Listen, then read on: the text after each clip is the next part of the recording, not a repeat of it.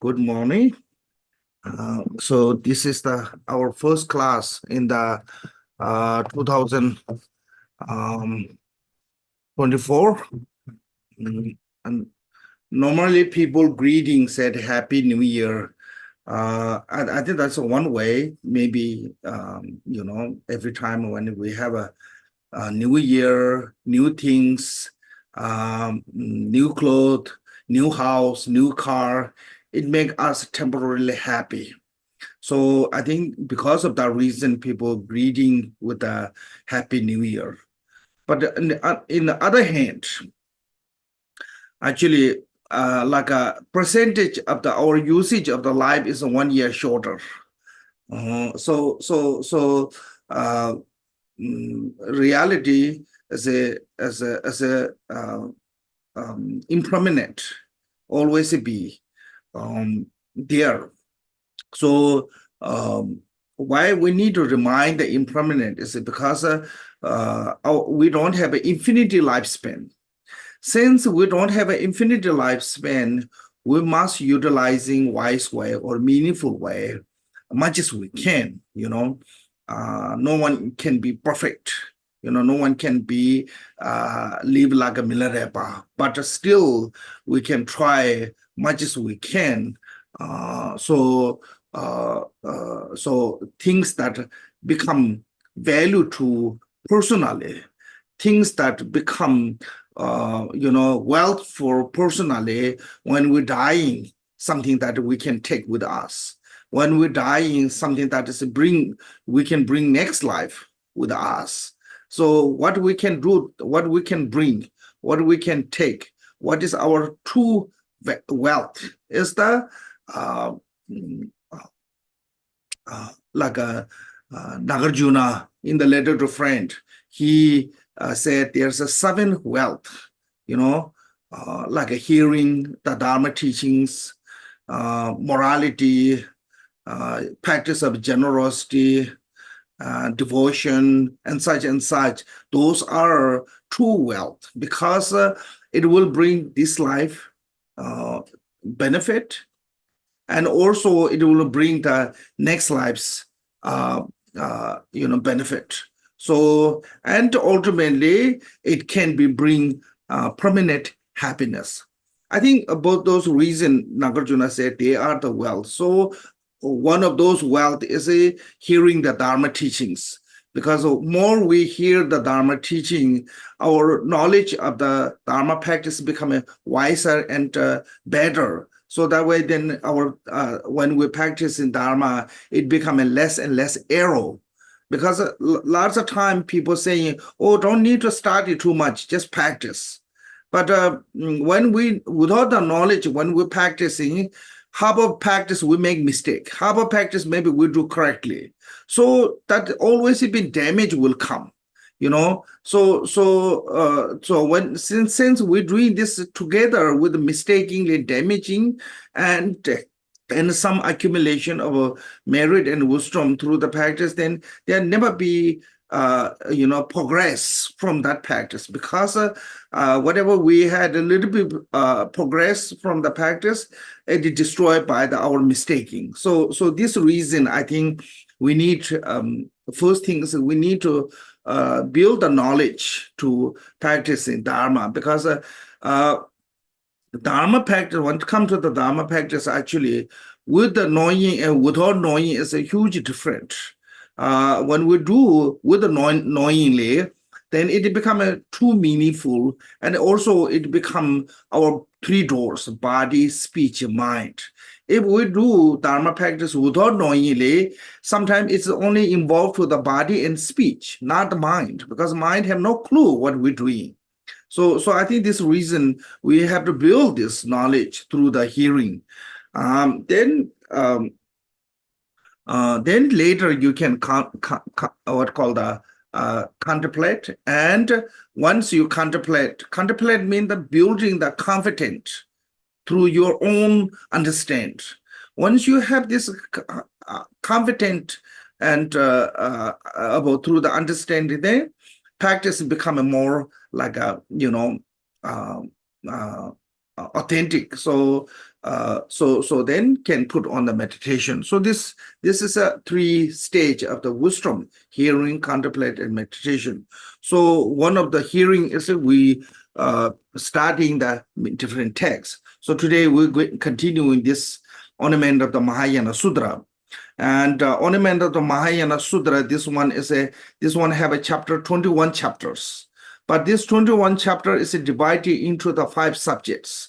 So that's first is called that which is to be establishing. Why this is which establishing is saying is establishing the Mahayana teaching as a Buddha's true word. This was a necessity in India one period of time, because certain people don't believe the Mahayana teaching is come from Buddha. So that way, Mitriya and Asanga, demonstrating that Mahayana teaching is truly came from Buddha. So that is called the first called the establish.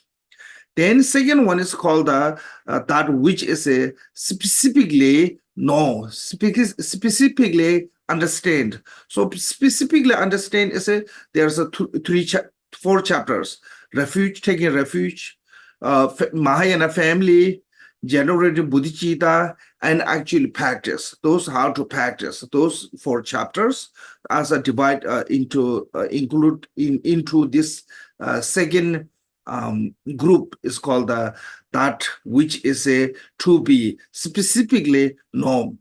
Then third one is called reflect urban, that which is the reflect urban, which is called the thirdness chapter of the thirdness 7, chapter of the power 8, and chapter of the maturation 9. Those are called what called reflecting. Then chapter 10 is called enlightenment, chapter enlightenment, which is inconceivable, because enlightenment is only known by the Buddha. So that way inconceivable. So that then the last one is called the fully accomplishment. So this fully accomplishment is a remaining chapter 11 is a fully accomplishment. So we already talk how many chapters we already talk? Like until chapter 15 we already talk. On the beginning of the chapter 16 there's a summary from last few chapters. So one sorry. So okay, now we can go here. Oh.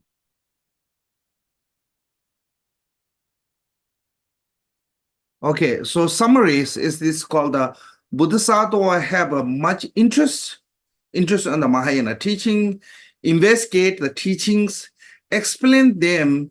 So mean that once you investigate the teachings, investigate is this is talking about the surge in the teaching, finding the Dharma. You know, you have to look the Dharma.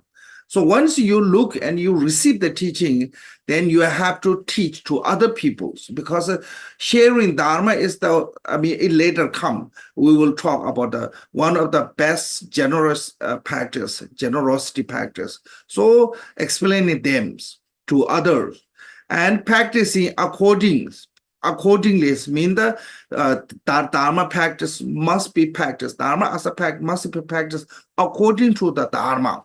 Because Gamboba said, if we practice Dharma wrongfully, actually Dharma can be caused to reborn in the low realm. So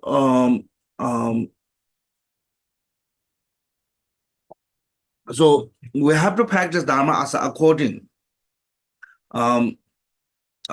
without making mistake. Okay, so that practice accordingly, then received. The perfect instruction following up the teachings, then you have to receive the perfect instruction. So perfect instruction is through the guru's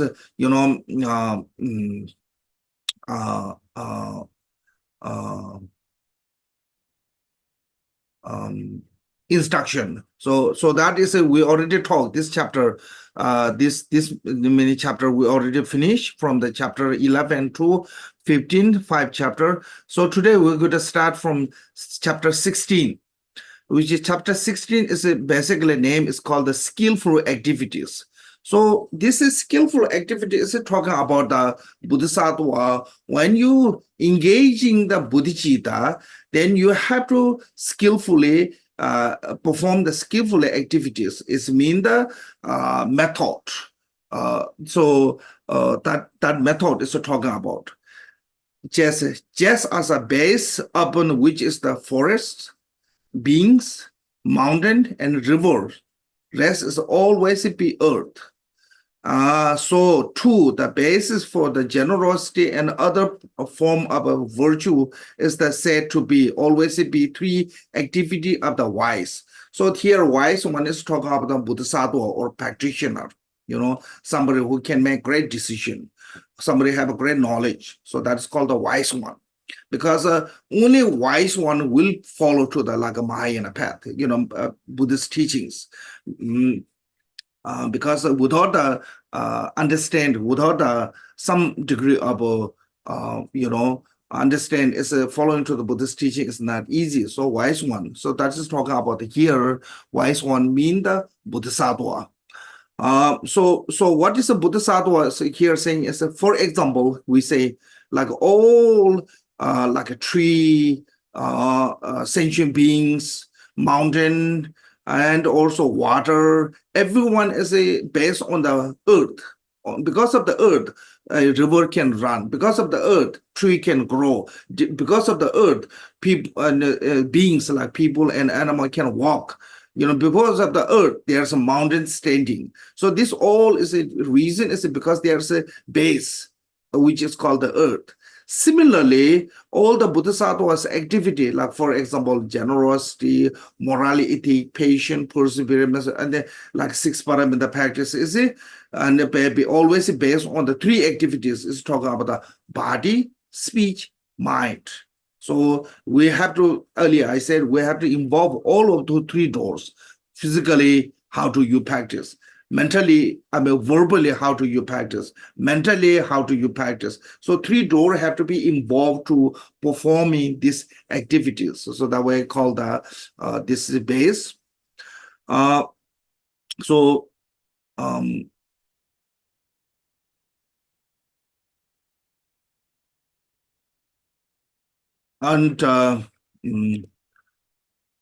now this 3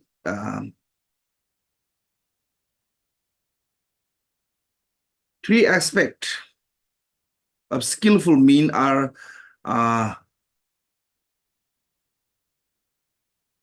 bodhisattva need called the indefinite how to I don't know how to pronounce this one. It's called the INDEFATIGABILLITY.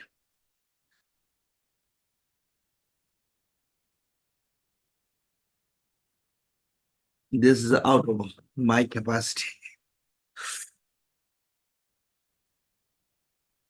So what does it mean as basically as a bodhisattva not feel like not feel discouraging, not feel like a tiredness by doing those practice. So what does this say? It says bodhisattva whose very nature is a great diligence. Diligent means that continually putting effort. So that is naturally comes. All kind of arduous deed. What is arduous deed? Arduous deed means that bodhisattva's deed activity is not easy. Why? Because even sometimes, if necessary, they have to give even their own body. Those are really difficult to give. So really difficult things doing that were called the arduous deed, which take many kalpas. And also, not just only one time, one day, or one few hours, or few years, or one lifetimes. This is take many eons. So once you generate a bodhicitta, until you become Buddhahood, you have to continue on this. So that way I call the mini cables to complete. Um, some bodhisattva take 3 great eons. Some bodhisattva take 30 some eons. So this is a different bodhisattva have a different length of time. So how long will take to sense generating bodhicitta to until become a Buddha. So that way take many kalpas, eons, mean to talk about the eons. So will never be pirated by their test years.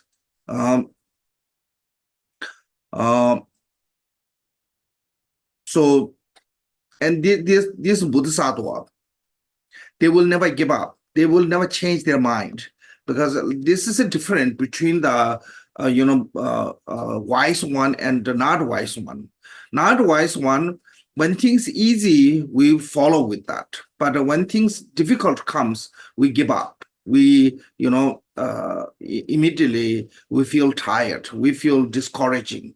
But Bodhisattva, no matter how difficult, no matter how harsh, no matter how suffering, they will never what called inspired by their tests here.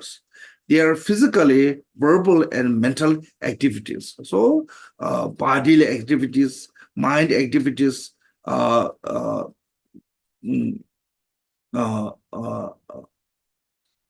activities. So some bodhisattva activity involved to the physically, like serving to the sentient beings, and there are many ways to physically. Some are involved to the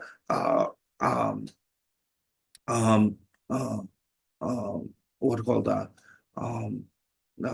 verbally, like sharing dharma, and guiding someone. So there's a many way to verbally involve to the activities, and some are mind activities, like meditation on the loving kindness, compassion, bodhicitta, and many of those are also involved to the mind activities. So these three activity will never give up bodhisattva. So that way, never discouraging. That's called the indefatigability, indefatigability, or something like that. I don't know how to pronounce this one.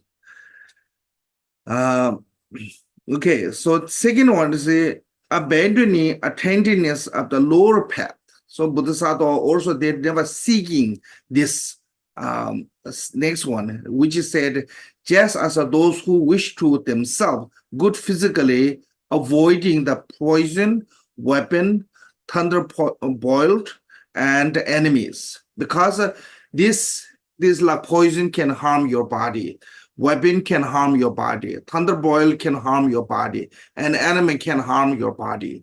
So if you really wish to be you protect your body, you will avoid all this. That's simile.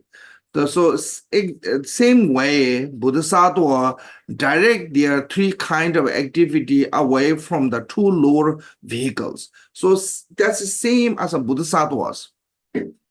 Because why is it they are same? Because if you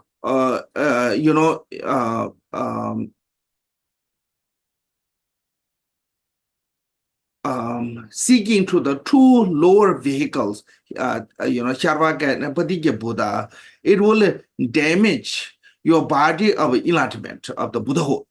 So you will not reach to the Buddhahood. So if you want to protect this body of the enlightenment of the Buddhahood, you have to protect your bodhicitta. You have to protect your motivation. You have to protect your commitment. So that way, there's a quote in the Jewel Ornament mentioned from the Sutra, said, when come to the Bodhisattva, Going to hell is not become an obstacle to the become a Buddha. But if you attain to the true lower vehicle of the achievement of the arhatship through the true lower vehicles, that is become more obstacles.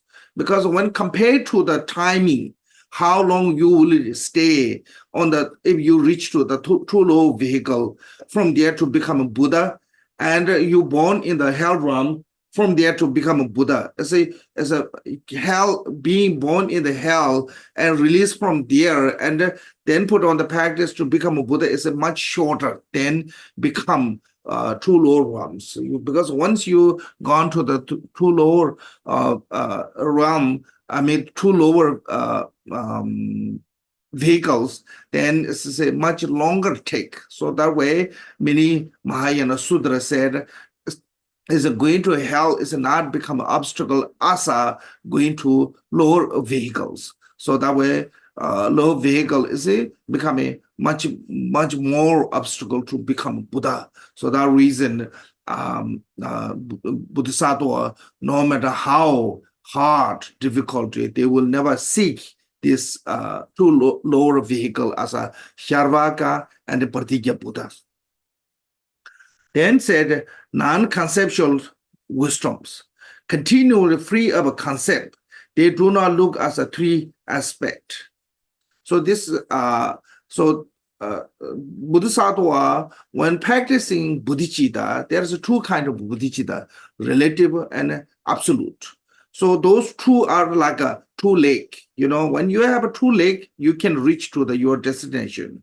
Similarly, when Bodhisattva practice these two, absolute and relative, then they can get to the complete Buddhahood. So that way, that reason, Bodhisattva also need the absolute bodhicitta. That is called the free of a concept. Or another hand, when Bodhisattva accumulating, you have to accumulate both merit and wisdom. So how you can accumulate wisdom? Yes, we know how to accumulate the merit through the generosity, morality, patience, and through those activity you can accumulate. Like offering, like 7 lamp offering, and those activity can accumulate the merit. But how we can accumulate the wisdom is every action what we put. Those are we practice with the free from three spheres. So then it's become non-conceptual wisdom. So through that too, we can accumulate the wisdom too. So that way said, they do not look at the three aspects of the door, object, and doing. This is a subject, object, and action. They free from this kind of grasping, free from this kind of dualistic conceptual. So that way it's called the free from concept. So because they are fully immune with such skillful mean, their deeds are pure and transcendent and infinity good.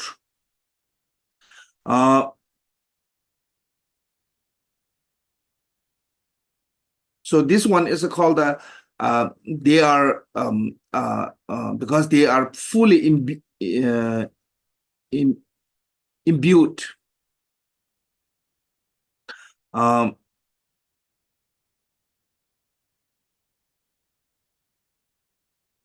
With the non-conceptual wisdom, and that is become a skillful mean. And it is a pure and transcendent infinity. So also Bodhisattva, if they want to reach to the transcendent means the gone beyond the samsara. If you want to reach to the beyond the samsara through your enlightened activity, such as 6 paramita and foregathering and so, you have to have this free from three sphere. Then from that too, you get the transcendent. Transcendent means the gone beyond the samsara. So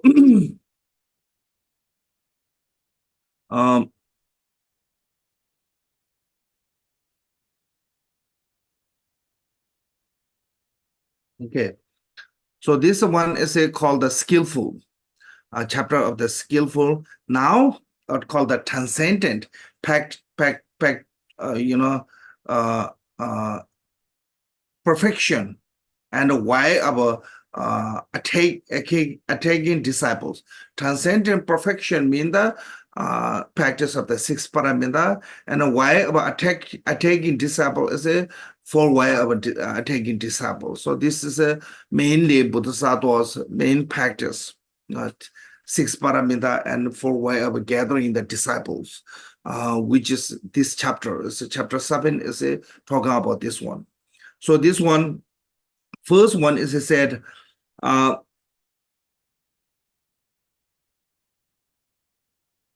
six transcendent perfection that enable one to complete a Buddha quality oneself. Through practice of the six transcendent or six paramita, we will gain reach to the Buddhahood. That later will come. So we'll talk more detail there. So this one, first called, has two parts: brief outline and detailed explanation on the topic. So brief one, say this one. One should know the number of perfections, one, their characteristic, two, and order, three, etymology. Sometimes it's called the etymology, sometimes it's called the definition. Four, aspect of the training. Aspect of the training is also kind of like their quality. Five, their classification. Six, or inclusiveness. Seven, factor incompatible with them. Eight, good quality. Nine, and their interrelationship as a D10, as a 10. So when come to the brief outline, there's only 10.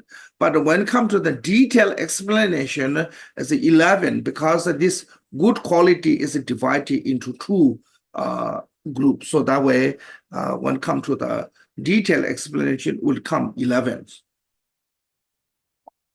So that way, first one. Now, first one is said number of perfection.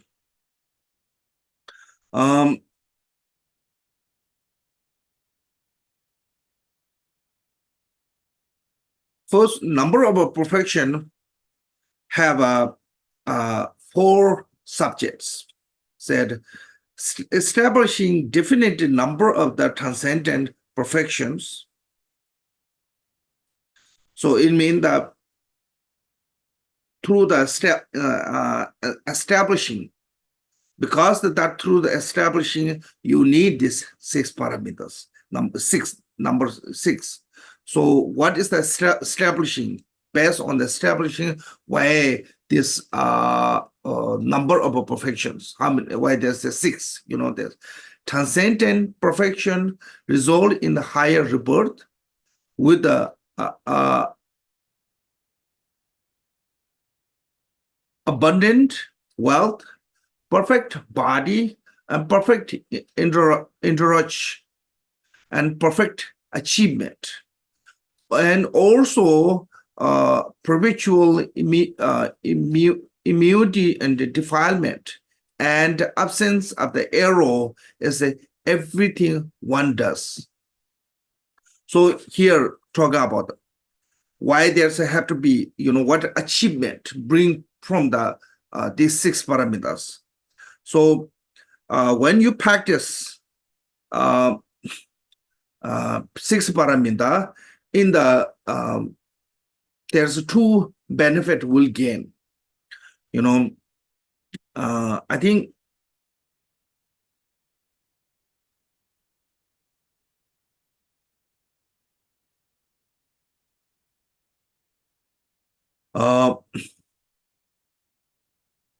one, as here said, we will be reborn in the higher birth and with the abundant of the wealth. So wealth in this life, our wealth as a result of our past lives practice of the generosity.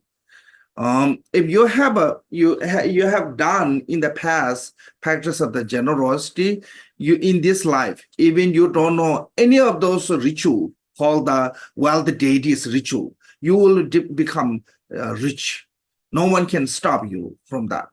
But if you don't have a practice of the generosity, you don't have you haven't have any kind of accumulation from the past or earlier in this life, and abundance of wealth coming is impossible.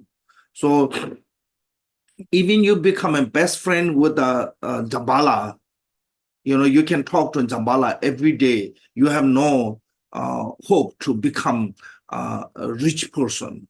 So richness is no one can give you. Your wealth is no one give you except yourself through your practice of the generosity, through your practice of the accumulation or merit. Then you get the abundance of the wealth. So that way, through the practice of generosity, the first perfection, as a you get the abundance of the wealth, and perfect body as the result of the morality. If you want to be perfect body as a in this life, what you get, your body, good looking or not good looking, or this all is a result of the most is a result of your past life. So in past life, you have great morality, and this life you will have a more attractive, better looking body. Body is not look as a that important, but it's also have a healthy body, also have a less troublemaker body. So that kind of the perfect body you can is a result of the morality. And perfect entourage. It means that some people have a great family, great circle of great friends, circle of great disciple or whatever. It's all this entourage is a result of the patient. If you have been patient, and then you can get all those perfect entourage. So all this is like family, friend, disciple, or anyone around you. Whatever you have is a result of your being patient. And perfect achievements. And all the perfect achievements is a result of the practice of the perseverance. Through the practice of the perseverance, we gain the achievement, because nothing is going to get without the effort, without the continuing, without the pursuing. So you have to put the pursuit through the effort. So then you can achieve. Like Miller ever said, there is nothing to be not achieved, long as you put the effort. Then also perpetual immunity to defilement. So perpetual immunity of defilement is talking about the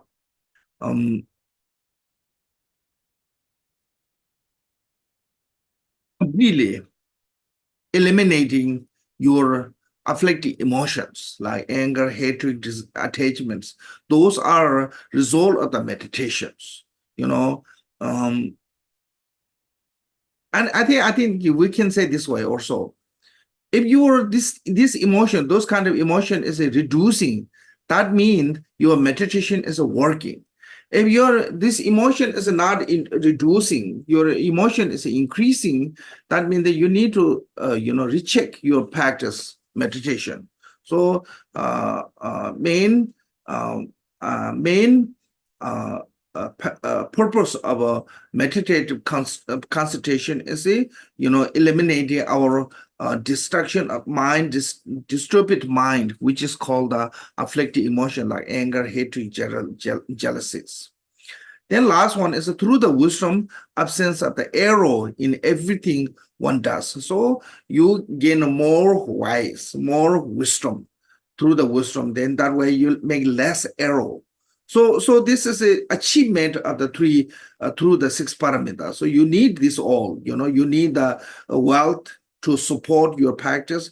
You need a good body to support the practice. You need good entourage so to support your practice, and you need achievement from the practice. And then how to achievement is a less in defilement and wiser, knowledge. So those are because of those reasons need these 6 parameters. 1, 2 is called, second is called the 6 transcendent perfection in the term of their accomplishing the 2 goals. So basically, these 6 parameters is there's accomplishing the 2 goals. So called applying themselves assiduously to be wildfire beings. Assiduously, it means that really good, what called a good effort, with perseverance.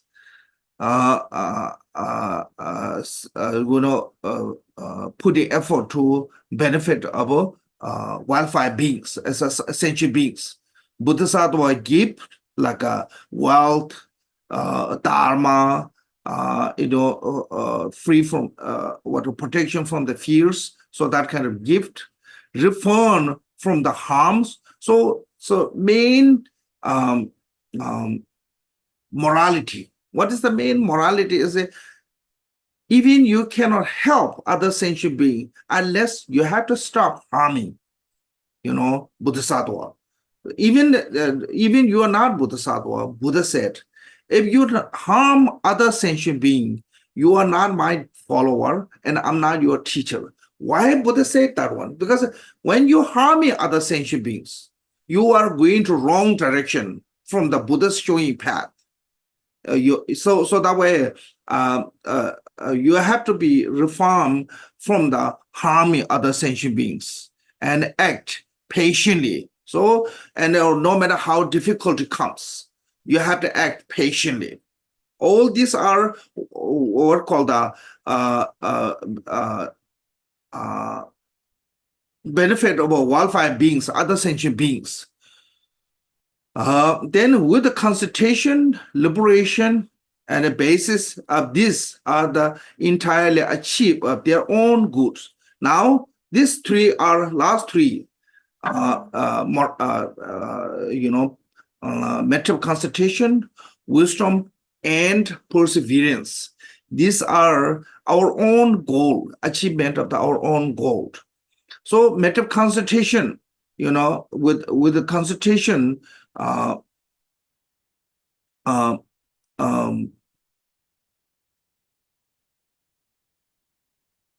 as a bring to the key point of it. Can say, I think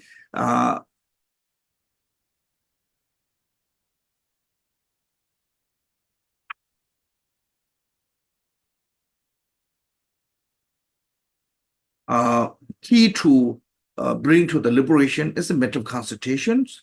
Once you have the method of consultations and actually achieve the liberation through the wisdoms. So that way liberations come from the wisdom. Method of consultation alone cannot give you the wisdom. Liberations. Liberation need the wisdom. But wisdom cannot gain without the method of consultation. So those 2 are support. So method of consultation is a key to liberation, and wisdom is the actually bring to the liberations. Then basis of this method of consultation and liberation is the perseverance. So you have to be continuing, and with effortly, you have to practice this one. So that way the perseverance. So one way, these 6 parameters like generosity, morality, ethic, patience as a benefit of other beings, method of consultation, wisdom, and perseverance as our own goal, benefit, achieve our own goals.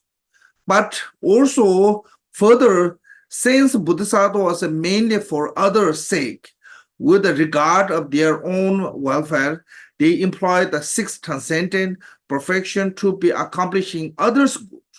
So, other hand, all the 6 factors, 6 parameters is a benefit of others' goals. So, like here, they relieve the destitute Relieve the destitute means that somebody who lack of food, somebody lack of the medicine, somebody lack of the shelter, somebody lack of the cloth, and that kind of destitute. Bodhisattva, through the practice of the generosity, they give the free from fearlessness. They give the food, clothes, all the necessary to relieve from the destitute conditions. So that way, practice of the generosity is a benefit to others. Avoiding all harm, all the form of harms. When you avoid all the form of harm through the observing the discipline, because discipline key is not harming. So you have to stop the not harming to other sentient beings. That is the fundamental of a Buddhism, fundamental of a being Dharma practitioner, fundamental of a being becoming a Sangha community. As the first thing is what we have to do is stop harming other sentient beings. And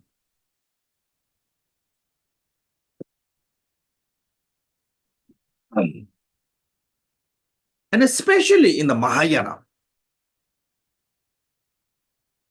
like Gampopa said, if you stop harming sentient being, you can help other beings. If you not stop harming, you will have no chance to help other beings. So that way, when morality means that you have to avoiding the harming sentient beings. That is the key point.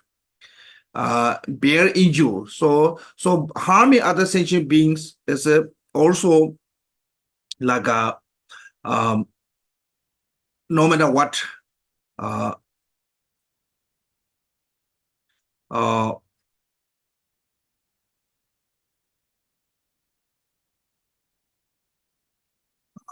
matter how difficult it comes. So then said bear injuries, it means the patience. So then of course there's a lot of hardship comes, lots of difficulty comes. And at that time you have to know how to be patient. When other being harm you, without getting angry, we have to be over the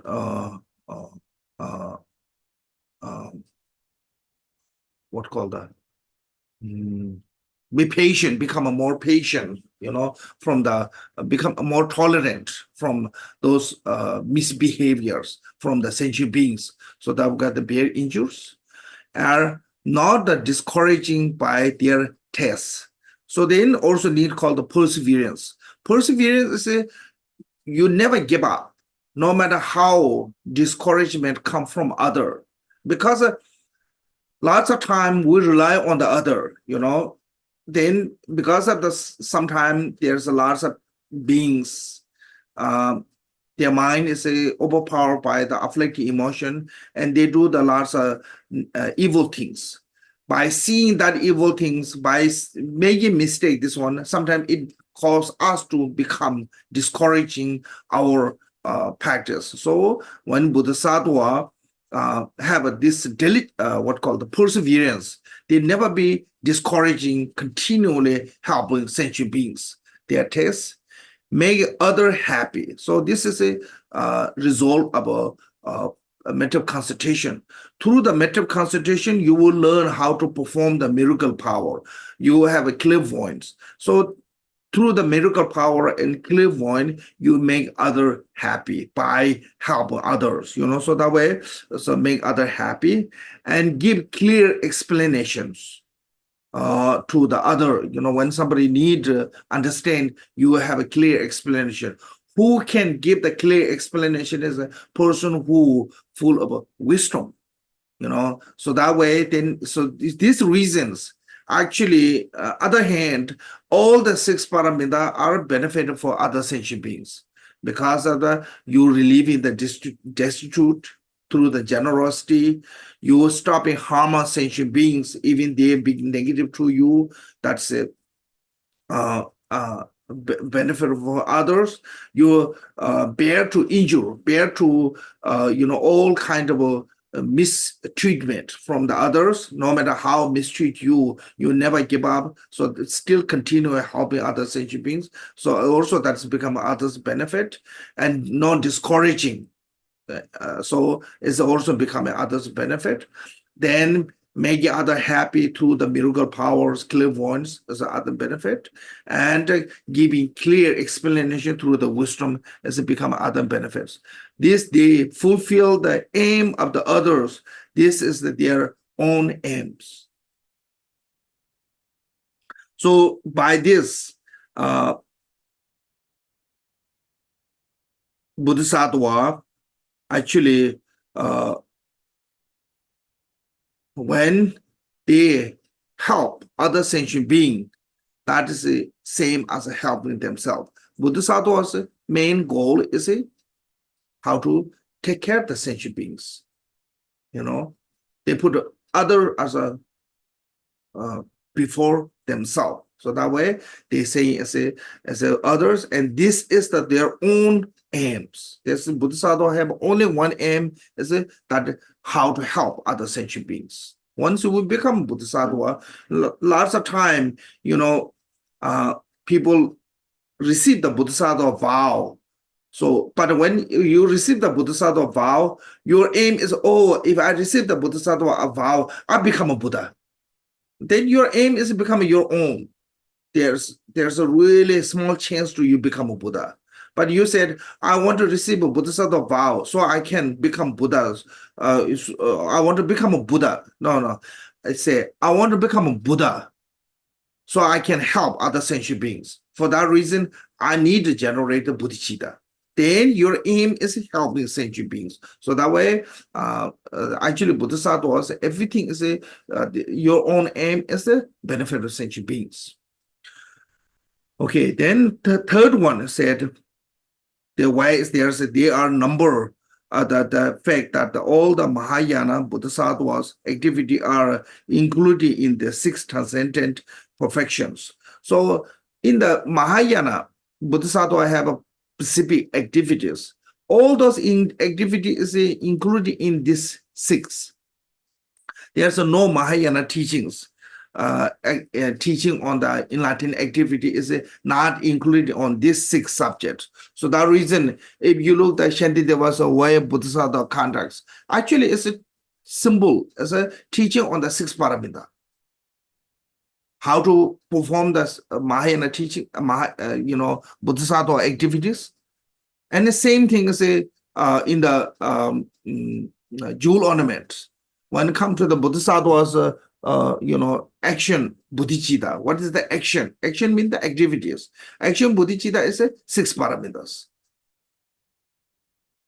So all the Mahayana activity are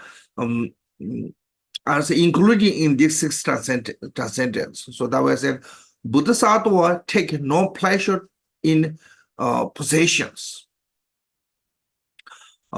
So what is a no pleasure and possession mean? The Bodhisattva have no attachment to the, I own this one, this is belong to me, and this is mine. That kind of pleasure they don't have. So that way they, without that attachment, if you have this attachment, you cannot practice the generosity. So that way they can practice easily generosity. One is that one. No pleasure on the possession of the materials, like the object, whatever object. What is called the object is talking about the sense, five sense object of the five sense, like form, sound, smell, touch. Bodhisattva, they don't have this attachment on those five sense. Because of they don't have this attachment on the five sense, they are liberated, okay, free from samsaric faults. One is that one, and have a deep respect. Have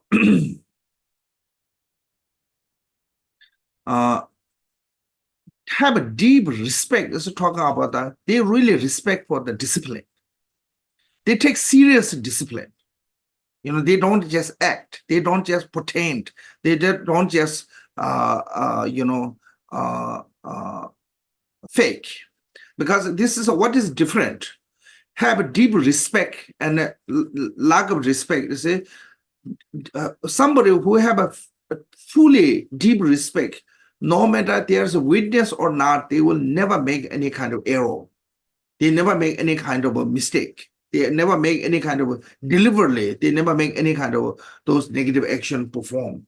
But somebody lack of deep respect, they front of other, they become a really disciplined. But when other are not there, they're that performing is no longer there, you know. So that way, this Bodhisattva, when they practice in the morality, it's because they have a deep respect of the discipline. And so that way there's a practice. Indefatigable to respect it. So this is talking about the when Bodhisattva they practicing the patience, you know, they never have a kind of like a defatigable of a kind of like a sadness from the when other treat you really bad, you know, when other treat you negatively, when other don't show respect that you hoping, when other don't show, you know, don't treat you as what you wishing, and when they mistreat you or misbehave you or whatever other do to you, at that time you don't have this sadness feeling of, oh, why they doing this one, what? So that way it's called this what called the indefatigable through the practice of the patience, one. And another one's indefatigable of the perseverance.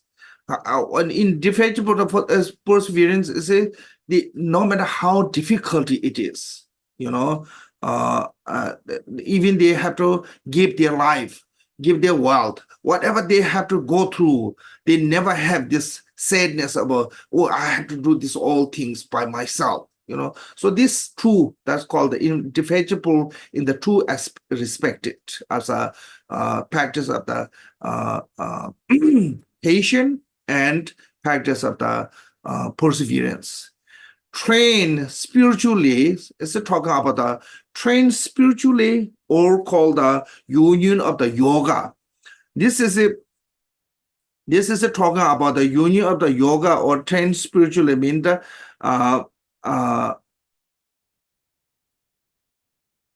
concentration. They possessing the supreme yoga of the remaining the one pointed. So yoga means that something is, you know, remaining on the one point here called the supreme yoga. Why is a supreme yoga? It's because you have a fully concentration with the one pointedly. That is actually mental concentration is a stay on the mindfulness of the one pointed mindfulness. So this what that is called the train the spiritualists. Then are free of a concept. Free of a concept is a wisdom, absence of the concept of any attribute, whatever, you know, any kind of a what call this?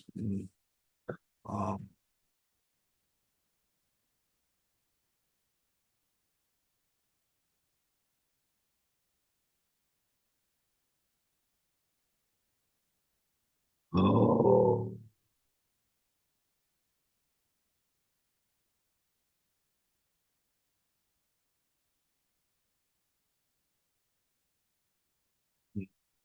kind of like a not true feeling. Now I forgot the word.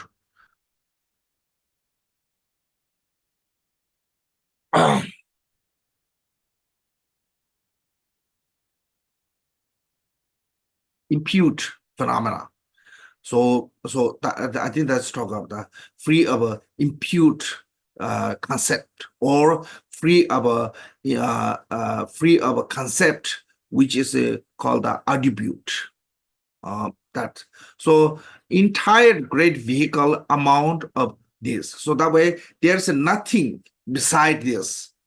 No pleasure of the possession, having deep disrespect of the discipline, indefeasible of the true respected, and supremely yoga or the trained spiritually and free from concept. This this thing complete of the Mahayana path. So that reason um, this. And the fourth one is called the number or term of the three superior trainings. Three superior training mean the superior training of the morality, superior training of the samadhi, superior training of the wisdom. So we will see here. Path of a non-attachment to sense object, path of the restraining from the destruction of the occurring them, and the path of the never abandoning being from increasing, and again the purifying the obscurations. So first it said path of the non-attachment to the sense objects. So we have attachment on the sense object, like we attach to the form, we attach to the sound, smell, taste, touch. You know, we always try to find the best food. We also try to find the best clothes. We also try to find the best song, music. We also try to find the best smell and you know, and the best looking object. So we have a strong sense of attachment. But Bodhisattva, they don't have that attachment. That way, they have easily give away. Like you have two things. One is you really like, and one you don't like. But when somebody asks you to that object that is like cup or whatever, is you really like, and somebody asks you to, can you give me this one? You have really difficulty to give in that one. But when you don't have a strong attachment on another object, when somebody asks you, can I have this one? Say, oh yeah, sure, please take it. Sometimes you're happy because they took that, you know, from it make the space. So people said, thank you taking it. Yeah, but if somebody take your object that is you really like, you know, something that you really like, when it take, you will never say thank you. You will really get upset. Why you take that one? This is my favorite one. So that way, it's not the object make us difficult to give away, our attachment. So that way, Bodhisattva, they are free from attachment on the sense object as a form, sound, smell. So that way they have easy to practice the generosity. So that reason, one, the path of the restraining from the destruction of the occurring thems. So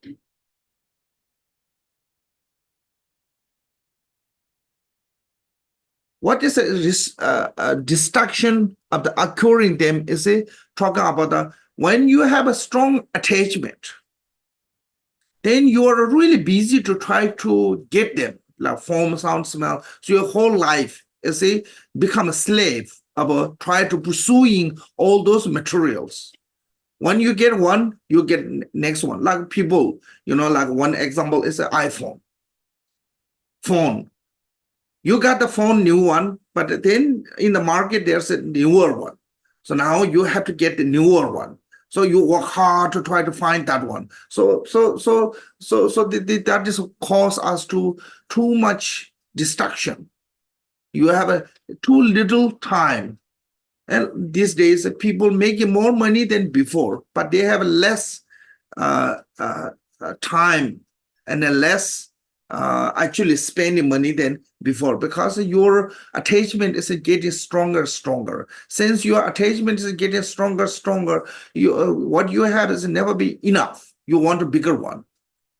Before, one house, like 3 generations live together happily, comfortably. Now, even like a husband and wife alone cannot have comfortable life in the one big house. Reason is that our attachment is getting bigger and bigger. You know, so that way that distraction of the comes. So that way the Bodhisattva who practicing the morality, they free from that distraction because of this uh, uh, they don't have this urge of want to get this and that way they disciplined, so they can practice the discipline and the path of the never abandoning beings. And path of the never abandoning being mean that, so when we're on the path of the practicing dharma, you're not going to meet only people who are really happy one, kind one. You will meet any kind of people. Some are really kind, some are really evil, some are really helpful, some are really harmful.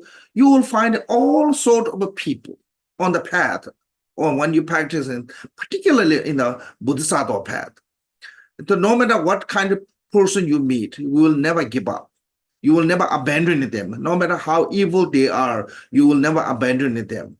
And actually, Bodhisattva, when you meet with the evil one, they give more attention on them. Like when mother have four children, and one have mentally challenged, and the parent give more attention on that child than other one, because other one they knew they are doing okay, they can take care of themselves, but this mentally challenged, they need more attention. So similarly, Bodhisattva, when they meet with those evil one, they give a more compassion so they never abandon them. So that way on the path, they never abandoning beings. And increasing means that the Bodhisattva continually accumulate merit and wisdom. That way their virtue are increasing through the perseverance. So these two are never abandoning as a meditation on the patience, and increasing through the meditation on the perseverance.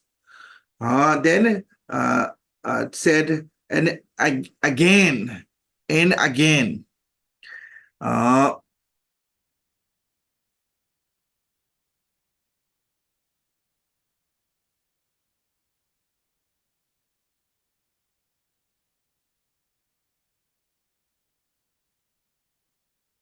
Again, the of purifying the obscurations. So this is through the two method of concentration and wisdom, purifying the two obscurations. There's a two type of obscurations. Through the method of concentration, purifying the obscuration of the liberations, which is called the afflicted emotions, and through the wisdom, purifying the obscuration of the knowledge. So, or sometimes it's called the obscuration of the omniscience. So these two are obscuration of the liberation as a purifying through the method of concentration, and obscuration of the omniscience purifying through the wisdom. So these reasons Bodhisattvas have this 6 paramitas. Now, the 6 transcendent perfection the Buddha has clearly explained in the term of the 3 trainings.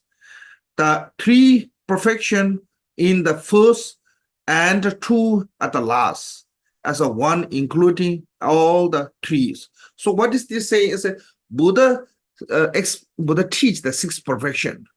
Reason is that way then people can practice, the practitioner can practice on the 3 trainings: training of the morality, training of the samadhi, and training of the wisdom.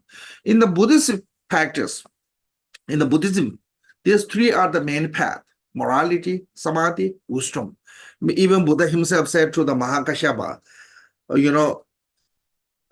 how to reach to the nirvana. As the Buddha said, you have to need these 3. So these 3 is every aspect of the Buddhism. It doesn't matter you are Hinayana, Mahayana, Vajrayana, you have to follow what those 3 trainings: training of the morality, training of the samadhi, and training of the wisdoms. Training of the morality will give you the discipline of the physically, avoiding all the 10 non-virtues, those kind of negative actions. That's called the training of the moralities. And training of the samadhi give you the discipline of the mind, restraint of your mind from the destruction of the afflicted emotion like anger, hatred, jealousy, and that kind of evil thought. That's restrained by the training of the samadhis. Then the training of the wisdom gain the what called the superior knowledge of that bring you to the truly liberation. So this reason Buddha give the three trainings. Okay. So these three training are the main path of the Buddhism. Doesn't matter you're Hinayana practitioner, you're a Mahayana practitioner, or you're a Vajrayana practitioner. You have to follow on those three trainings. So in the sixth paramita, give you how to practice the three trainings. What they say is a three perfection in the first. So what is the three perfection? And the first is a generosity, moral ethic, patience. These are the training of the morality. Why? Because when you have a generosity, it means that you detach on the materials. So once you detach on the material, you will have a renunciation. Because without the detach of the material or samsara, you cannot have a renunciation. So practice of the generosity is a training on the how to renounce. Then actually renunciations is a training of the morality. Morality itself is a second one, is a transcendent of morality. Then patience is how to keep the morality purely. Because if you harm other sentient being because of you're angry, you harm other sentient being because somebody upset you, you harm other sentient being because somebody is acting evilly, then you become disturb your morality. So that way, these three are the part of the training of the morality: generosity, morality, and patience. Then last two, called the two in the last two. It means the two in the last is what is the two in the last from the sixth paramita is a mental concentration and the wisdom. So these are the training of the mental concentration is a training of the samadhi, and the wisdom as a perfection of the wisdom as a training of the wisdom. And one including in all threes. So this is perseverance. You need perseverance for mental concentration. You need perseverance for the morality. You need perseverance for the wisdom. Without the perseverance, without the effort, you cannot gain those all, complete. So that reason, because this reason, Buddha taught us a six paramitas. This also in the jewel ornament, same way even this quote, jewel ornament, Kambuba used this quote as a teaching on the six paramitas. Why Bodhisattva need this six transcendence? And because of the through the six paramita, Bodhisattva will learn how to practice the three trainings. Through training, you will gain the complete liberations. So without the three training, no one can gain the liberation. So these reasons why there's we're talking about the first one, as I said, that one should know the numbers. First one, that one.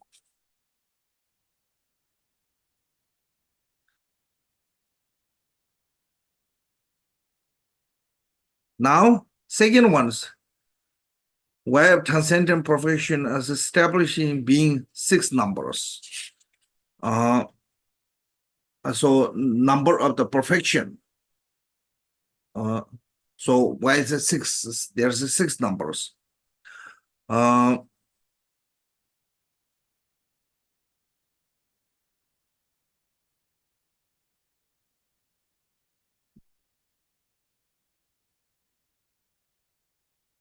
Oh, okay.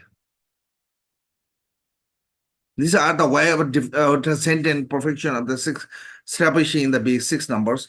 Now, second one is said. Okay. Their characteristic. Second one is their characteristic. If you look the chapter 1's verse 1. So we continue with this one. So we just finished this one. know that their number of a perfection, why there's a 6. Okay, that's a finish with a four different explanation to the one. Now second one say their characteristics. So what is their characteristic? Is it look the verse 8 said generosity counter its own opposition, is endowed with a non-conceptual noise and fulfill all wishes and raping being in three ways. So this is from the sixth perfection. First is talking about the characteristic of the generosity. What is the characteristic of the generosity? Is it said generosity is a counter, is opposite. What is the opposite of the generosity? Counters of its opposite. Mean the opposite of the generosity is a stinginess, and that is the motivation. So free from stinginess is the motivation, because as long as you have a stinginess, you cannot practice the generosity. So that way it's called the counter its opposite as a motivation of a motivation which is free from not stinginess. Then said is endowed with the non-conceptual laws.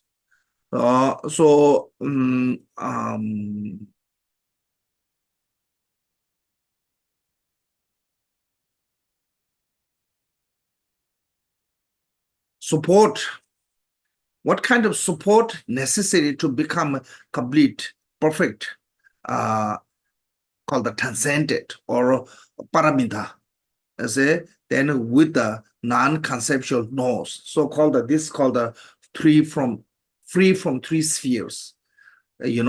Action, actor, and mm, mm,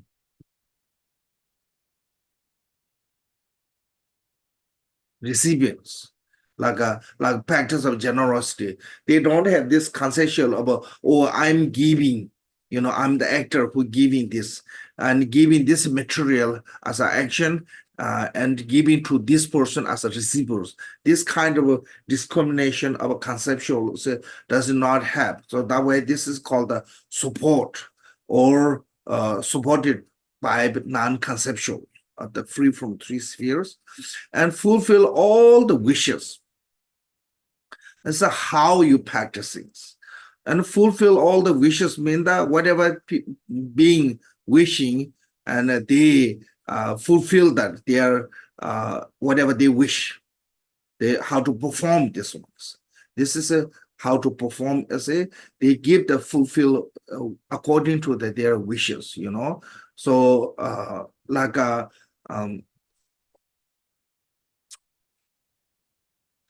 I was jogging to last night with my friends. So he said, "How's that?" And he's saying, "This is really delicious, such and such, really delicious." So I was saying, "It's a delicious is a relatively, yeah, because for the some people maybe this one is delicious, but not necessarily to other.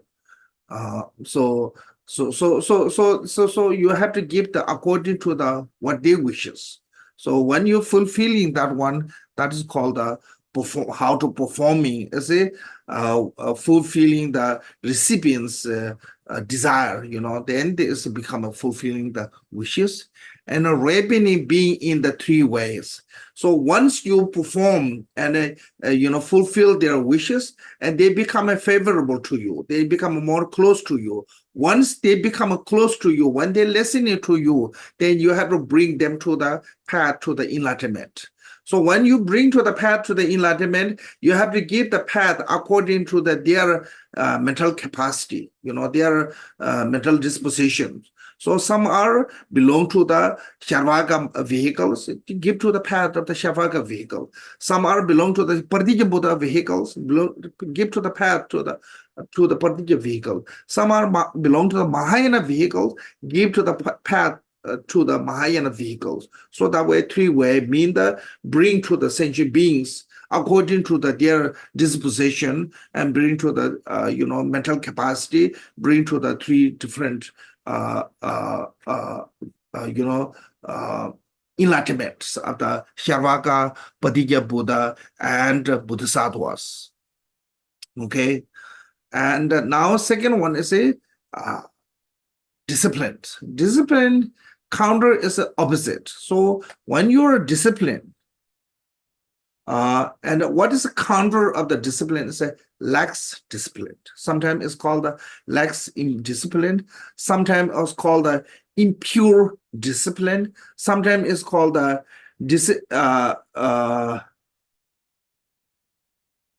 disregarded discipline, which is immoral, kind of like a opposite of the morality, opposite of the discipline. So when you do something that is called the immoral, they counter attack on that, eliminate that one. And endure with so this is supported by the free from conceptual. So then the Bodhisattva, when they're practicing that discipline, also supported by this called the free from three spheres, as a basically it's called the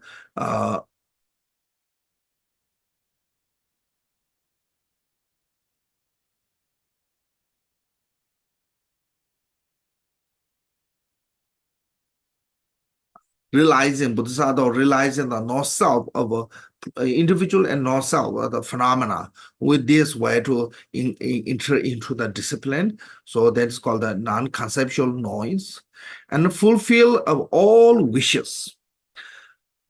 How to fulfill all wishes is once a Bodhisattva take the precept of the morality, they stop harming sentient beings. That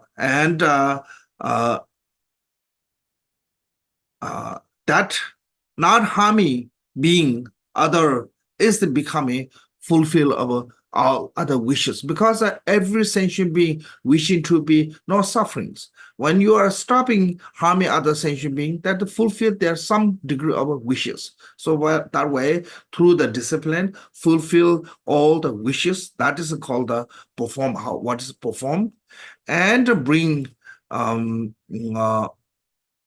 perfection of a general discipline is as said, ripening being in the three ways. Maturing or liberating sentient being in the three ways, like Sharvaka, Padija, Buddha, and Bodhisattva vehicles, and whatever belong to them, bring in that vehicle and bring to that nirvana or that enlightenment. Then third one is called the patient. So I said patient in counter, it's a opposite. What is the opposite of the patient? Is a hatred. Bodhisattva, when they have a patient, they really eliminate the hatreds, anger. That is a mainly target of being patient mean. So they free from, their mind is free from that emotion, and endure with a non-conceptual noise or non-conceptual wisdom of free from three spheres. When Bodhisattva practicing patient, they don't have this conceptual of, oh, I'm a great practitioner, I know how to practice the patient, I'm a wonderful Bodhisattva. This kind of, they don't have this what called the grasping of the attachment. So that way, subject, object, and action, they free from this kind of grasping of the free sphere. So that way called the free from three spheres. So those three, and perform as a benefit of fulfill the wish of all the sentient beings. How do you wish? When somebody harm you, counter attack of harm is not performed. That is fulfilled, because actually that is helping to the beings. Like when somebody harm you, say something bad, when you don't say back to that bad, and that alone can bring to the help for the others. Then by that one, then slowly you can bring them to the path to the nirvana, and ripening being in the three-way as the same as a three-way of enlightenment, as a Sharvaka, Patija Buddha, and Bodhisattvas. Then fourth one is called the diligence. Diligence counter its opposite. What is the diligence as a opposite of the diligence as a laziness? So Bodhisattva freeing themselves from the laziness. So what is the different? What is, according to the Mahayana, what does the lazy mean? What does diligent means? Diligent means that when you put effort on the virtuous deed, good deed, continually, you perform that one. It's called the diligent. But when you perform the effort with a negative way, it's become lazy. Like it's called being attached to the wrongful activities. When you do some things wrong activity, even you put effort, it's not become a diligence, it's become lazy, because it's bring to the more, you are opposite of the diligent, which is a bring to the path to the nirvana. So that way, here laziness, it doesn't mean that just not doing anything. Here laziness means that not doing virtuous deed. Even you are really diligent, or you put a lot of effort on the negative, it not become diligence, it not become perseverance, because it's become laziness, since it is a negative actions. Then endow with a non-conceptual knowingness as a free from three spheres, and fulfill all the wishes. And it means helping them with any test they have to carry out. One fulfill their wishes, no matter how difficult it, no matter how harm come to you, they will continually help other beings diligently. And the last one is a ripening being in the three ways, as a measuring the free sentient being in the according to their mental position, one of those three vehicles. Then fifth one is a consultation. Counter is its opposite. What is the counter is opposite? Is a distraction. So here, distraction is a including the negative emotions. Sorry. Distraction means the including to the negative emotions, because especially negative emotion is becoming distraction. Because when we have a negative emotion, we are disturb our peace, we are disturb our happiness, we are disturb our calmness. So that way, distraction means that any kind of conceptual, and particularly conceptual that is related to the negative emotions. So that way, its counter is the opposite, and endow with the conceptual knowings, with the non-conceptual knowing as a free from three spheres, fulfilling all the wishes. So how do you fulfill all the wishes through the metta concentration? Is it through the metta concentration you gain the clear mind and miracle powers. When you have the miracle power and a clear mind, you fulfill sentient beings through that one miracle display and the clairvoyant. So that way, benefit and the ripening being in the three ways is same, bring to the one of three vehicles. Now, last one is wisdom. Counter is the opposite. What is the counter of the wisdom? Is it like is called sometimes it's called a wrong path, or sometimes it's called the aberrant understandings. So what is the aberrant understanding or the misunderstanding? Is it like a believing in the self, and also endow with the noise free from a concept of the tree. So, so this kind of not conceptual thought and self-grasping, that kind of is called the aberrant understandings. So that is the opposite of the wisdom.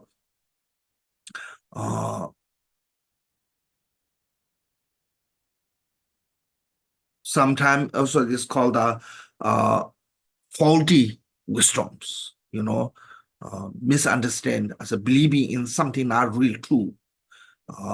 If self is a true, it's not faulty wisdom. If phenomena are exists as what we see, it's not become a faulty wisdom. But there's no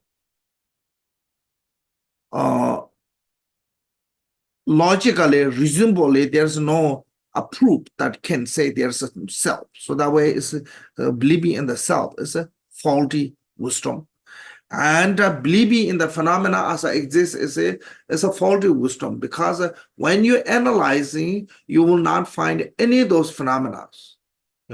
Anything in front of you, you believe in that phenomena as it is, like this cup. This cup, we said, oh, I have one cup. When you're not analyzing, you believe there's one cup. But when you start analyzing, where's the cup? Which one is the cup? There's one or many. So when you analyze this one, then you're not going to find any cup or anything. So that is called the true wisdom. So that way, believing in the cup is existing is a faulty wisdom. So that is what is mean the counter as the opposite as a wisdom is the faulty wisdom of the grasping on the self and the grasping on the phenomena.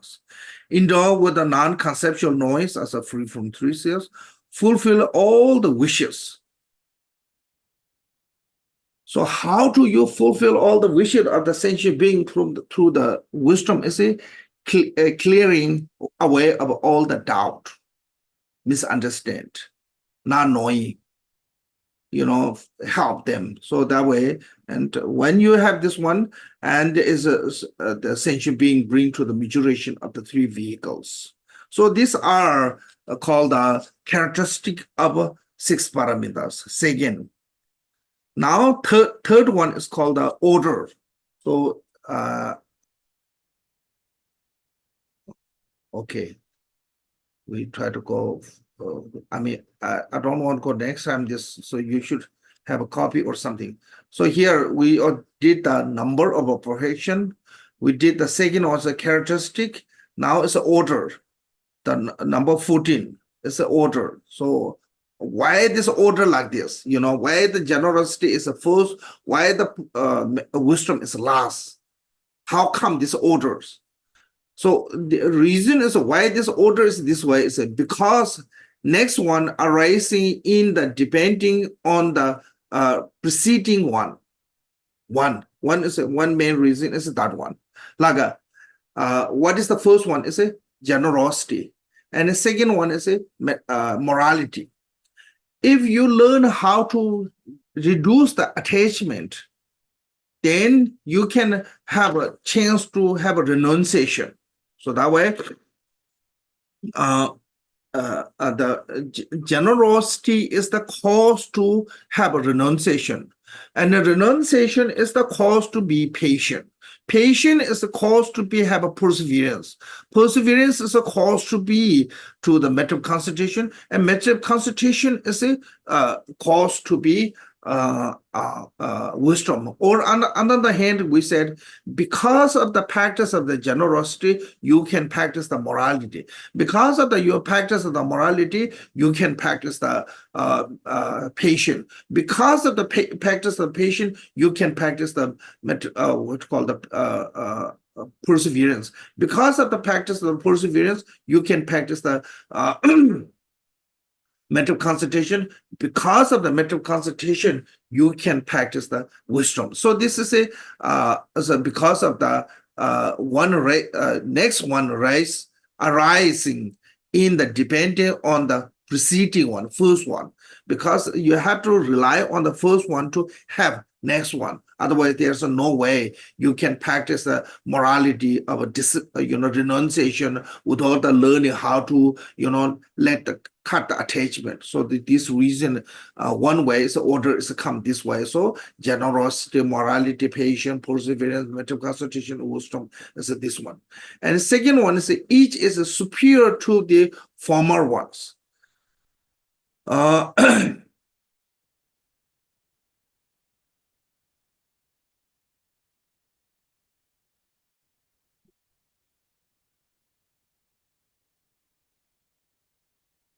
If you compare to these two, like generosity and morality, generosity is a much more easier or less superior than morality because mm,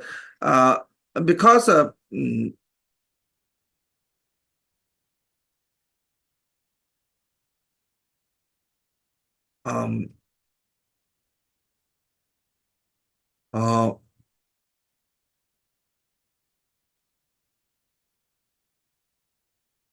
if you like I think also can say this one uh, if you compare to these two, generosity is much easier than discipline, morality. Why? Like if you try to give something, it's easier than give up everything. So when practice of generosity, not necessarily you have to give up everything. Still you can keep some. But when practice of the morality, especially when you become a renunciation, you have to let go, name, position, and everything. You have to renounce from all of this material, mundane life, and you have to join to a different way. So then that's life is much difficult. Let go everything. If you can, if you ask someone, which one is easier to giving food and clothes to the some need one, or everything, all the possession is let go. So of course, all the possessions let go is much harder. So that way, general morality is a much more superior than generosity. But then let go material is easier than accepting all the hardship of harm or kind of negative come from other. Being patient with them is much more harder than just let go of the materials. Then being patient is easier than just keep it continually doing. So when do this way, and it become much more superior to the next one than first one. So that is a reason. Second one is said each is superior to be former ones. Okay. Then said because each is more subtle than the former one. So like when compared to the generosity and morality is a more subtle practice, more detailed than generosity. Then when compared to the general morality and patience is more detailed because morality means that just don't harm, but patience means that not just only not harm, even someone who really being nasty you, being evil to you, still you cannot lose your coolness. So that way it's a more subtle. So that way is this reason. Okay, they are taught one after the other. So that reason why generosity is the first, why morality is the second, why uh, uh, patience is third, why perseverance is fourth, why mental concentration is the fifth, and why wisdom is last. Our goal is wisdom. Actually, our goal is wisdom. But if you try to target directly wisdom, it's impossible. You gain that wisdom. So for that, gaining that wisdom, you need all this support of the morality, generosity, morality, patience, perseverance, mental concentration, all this, all bring to the result of this practice. Everything when you do, then you have wisdom. So if you look at some of you already studied many times, Shanti there was a way Buddhasada contract. And Shanti was a way Buddhasada contract at the beginning of the ninth chapter, chapter 9. It said all these branches Buddha taught purpose of wisdom. So then you can have an authentic wisdom. So our main goal is wisdom. Yes, in the Buddhism, most important is the wisdom. That wisdom only can arise into us if we have this all support. So without that relying on the method, wisdom is impossible. So you have to rely on the method. So that reason, this order of the 6 parameter is a reason, is that one. Otherwise, we just beginning to practice the wisdom and done. You don't have to go to a headache of the how to practice the generosity, how to practice the morality, patience, perseverance, medical. Oh, this is too much. Just target the wisdom with the hearing, contemplation, meditation. But it doesn't work that way because without relying on the method, you cannot get the wisdom. Without relying on the boat, you cannot get to the other side of the river. So I think this reason is necessary of these 6 parameters.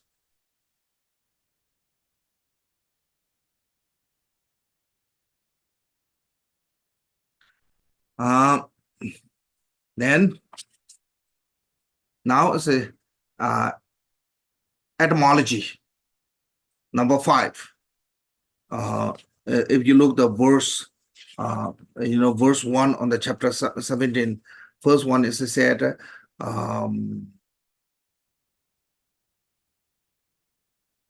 okay, number.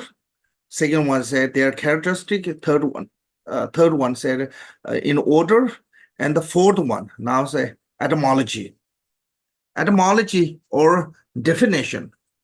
Why we call this is a definition of what is the definition of these 6 parameters? First calls one perfection banish poverty. So one perfection banish the poverty. It's in the Sanskrit it's called the dana. Practice of the generosity called the transcendent of the practice of generosity is called the dana. Da is mean the property. Na is meaning the throw out, removed, free from the property. So that way, through the practice of the generosity, eliminating the sentient being from the being the property. So that way, called the perfection, banishing the property as a called the generosity is mean. The generosity mean. Then the second one is a Shila. Shila, she mean the coolness actually. La mean the obtained. So receive as here is called the obtain the cool. When you have a discipline, you will not suffering heat of the various misfortune that is a result of the attachment to sense object. All our many misfortune, in life, we have those all sufferings as a root of that suffering is attachments. So root of the samsara is attachment. Samsara means the suffering. Root of the suffering is attachment. So how you can eliminate that attachment as through the shila or a discipline. So your mind is disciplined from that emotion. Once you discipline your mind from the attachment, you will not have aversions like anger, hatred, jealousies. More we are self-centered, more we are selfish, more we attach ourselves, more we attach on the phenomena, our anger, hatred, jealousy becomes stronger. So that reason, Shila is bringing the coolness cool from the heat of a afflicting emotion, especially in the from the attachment. So that way it's called the obtain the cool. Then one put in end to the angers as a patience. In the Sanskrit, it's called the shanti. Patient is called the shanti. Shan mean the like a finish or end. And the T is a making sense of a making. So making something end, it's making something finish. So that way, what you make it finish or what you make it end is your aversion. So when you're finishing from the aversion like anger, hatred, then you become sharp. So aversion is like a volcano, erupt completely your ocean of a mind. So under the ocean, when there is a volcano or earthquake, then ocean become erupt really badly. It become a wave, tsunami or all those. So that is a creating by this earthquake of afflicting emotion like anger. So that way, when you practicing the patient and cool, calm, so that way called the shanti, peace. So Sanskrit of the shanti as a definition of the patience, which is the put the end the anger. Then one's a connection one to what is a supreme.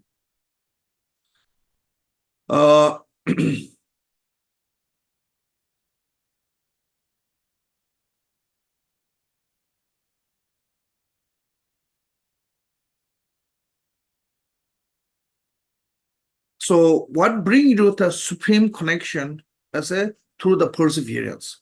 So Virya, or the I think Virya is called the Sanskrit. V mean supreme or sublime. Raya mean the connected. So we're connected to the supreme. We're connected to the supreme one, which is to the perseverance. So that way, viraya is a meaning of the definition of the meaning of the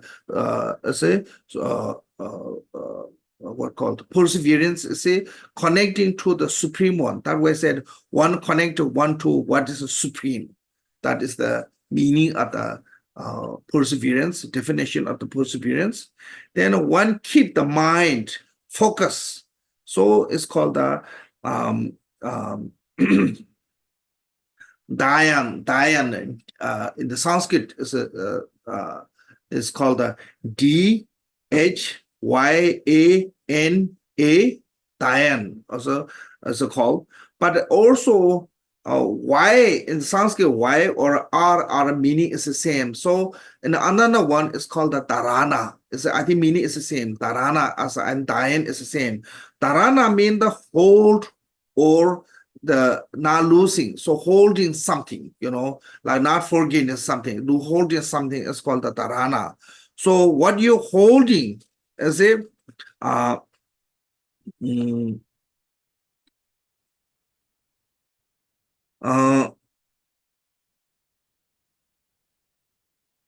and the subject of the meditation, focal object, your mindfulnessly holding on the one pointedly on the meditation subjects, like a meditation on the image of the Buddha, meditation on the loving kindness, meditation on some kind of virtuous thought, continually holding on that kind of positive thought, can keeping one that way. It's called the dharana or dhyan, so that is a meditation. And prajna, last one. So that way it's called the holding. And said know the ultimate, the one know the ultimate. So basically, wisdom have a lots of different wisdoms, or wisdom or knowledge have a lots of different, mundane wisdom, super mundane wisdom. So here is talking about the super mundane wisdom. So that we call the ultimate. Mundane wisdom is like a knowledge about the art, knowledge about the language, knowledge about the healing medicine, knowledge about the grammar. Those are mundane wisdom. By that one, not going to bring you to the ultimate nature. But when you know the knowledge about the noble truth, then bring you to the ultimate result.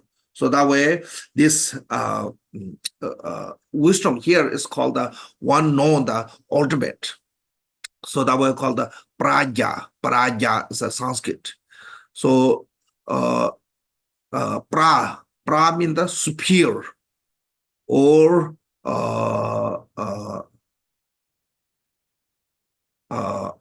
perfect meaning, or superior one is called the pra. There's no higher than that, so that's called the pra. And